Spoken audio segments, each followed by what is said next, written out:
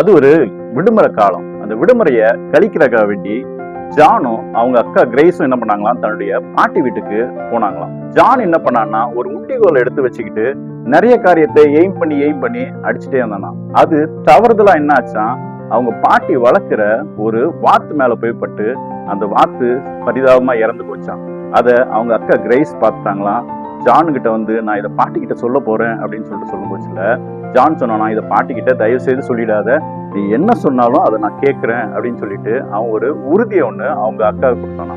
உடனே இதை அவங்க அக்கா மனசுல வச்சுக்கிட்டு அவங்க அக்காவுக்கு என்னென்ன வேலை வருதோ ஜானை என்ன பண்ணாங்களாம், அடிமை மாதிரி என்னுடைய வேலையெல்லாம் நீ தான் செய்யணும், இல்லாட்டி நான் என்ன பண்ணிடுவேன், இந்த வாத்தோட காரியத்தை பாட்டிக்கிட்ட சொல்லிடுவேன்னு சொல்லிட்டு பயமுறுத்தி அந்த வேலையெல்லாம் ஜானையே செய்ய சொன்னாங்களாம். அதை அவங்க பாட்டி பார்த்துக்கிட்டே இருந்தாங்களாம்.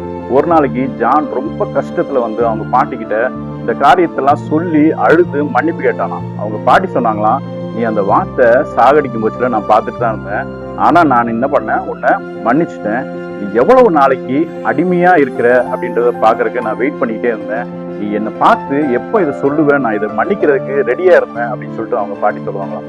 ஆமா ஃப்ரெண்ட்ஸ், இப்போவும் நம்மள இந்த பிசாசு என்ன பண்ணுவான்னா, நீ இந்த பாவத்தை செஞ்சுட்ட, இந்த மாதிரி அநியாயத்தை செஞ்சுட்ட அப்படின்னு சொல்லிட்டு பயமுறுத்தி நம்மள அடிமை மாதிரியே நடத்திட்டு இருப்பான். ஆண்டவர்கிட்ட வந்து அதை அறிக்கையிட்டு நீ புலம்பும் பொழுது ஆண்டவர் என்ன பண்றாருன்னா உடனே அந்த பாவத்தை மன்னிக்கிறதுக்கு அவர் ரெடியா இருக்கிறார்.